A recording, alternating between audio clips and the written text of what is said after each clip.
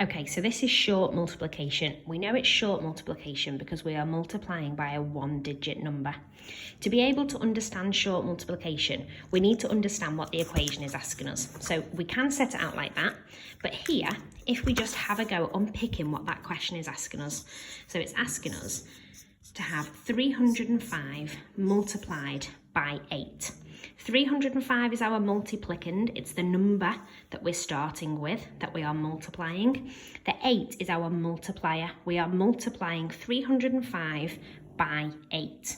That's the same as doing 305 8 times. So let me just put that there, because that's what when we're multiplying by 8 means. We have got our multiplicand 8 times. 1, 2, 3, 4, 5, 6, 7,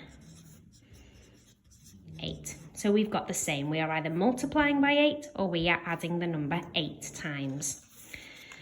We then need to understand, what is this multiplicand made up of? So we can see that it's made up of 300. We don't have any tens and is made up of 5 ones. If we wanted to partition that number and still multiply it by 8, we could do 300 times by 8, and we could do 5 times by 8. That's the same as doing 305 times 8. So thinking about that, we've now got this, and this is the method that we want to get to eventually. But there are two ways of doing this method. We can do the expanded method, which helps us to understand this a little bit more. So let's do that first. So when we look at our number, we've already said it's made up of 300 and it's made up of 5. And we always start with our ones first because that's the column we get to first. So we know that this is asking us to do 5 times by 8. The ones times by our multiplier. So we can put that there. 5 times by 8. 5 times by 8. We know that our answer, or the product of 5 and 8, is 40. So this is the expanded method, which is why you can record the 40 there. We've then got 0 tens multiplied by 8. So we should know that any number multiplied by 8 is going to be 0. So we're going to record that in our tens column. And because it's a 0, we will put a placeholder there. Now I've got my hundreds column multiplied by 8. Just like what we said before, we know that this number is made up of 300. Oh, let's put our 0 times by 8. So we've got 300 times by 8 here. I know that I can use known facts here. I know that 3 times by 8 is 24.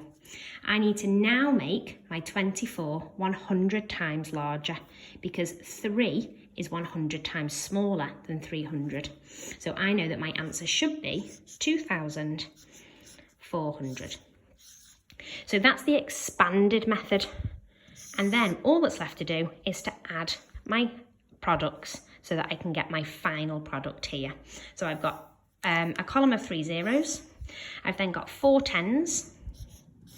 I've then got 4 hundreds and 2 thousands. My answer should be 2,440.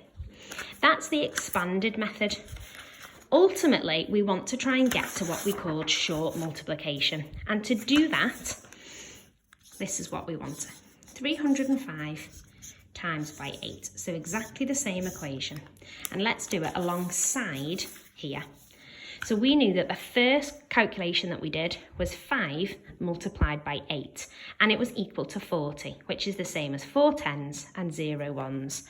So when you record it here, we want 4 tens and we want 0 ones. So that's where that 40 comes from, because it's the product of 5 and 8. And then as we go down next, we had 0 times by 8. 0 times by 8, I know, is 0 tens. 0 tens multiplied by 8 is 0. But I've got my 4 tens here that I've already regrouped. So I need to remember those. So I did have my 0 like in here, and I've added on my 4 tens. Now I'm into my hundreds column, which is the same as what we did here. And I'm asking myself, what is 300 times by 8? Well, we know that 300 times by 8 is 2,400. So I can put 2,400 and then imagine that I've got my zeros here, but these columns are already full. And I've got the same product as what I did over here. Okay, so maybe for each question, start with this, unpick what the question is asking you, partition your multiplicand, have a go at doing the expanded method alongside the short multiplication method. Good luck.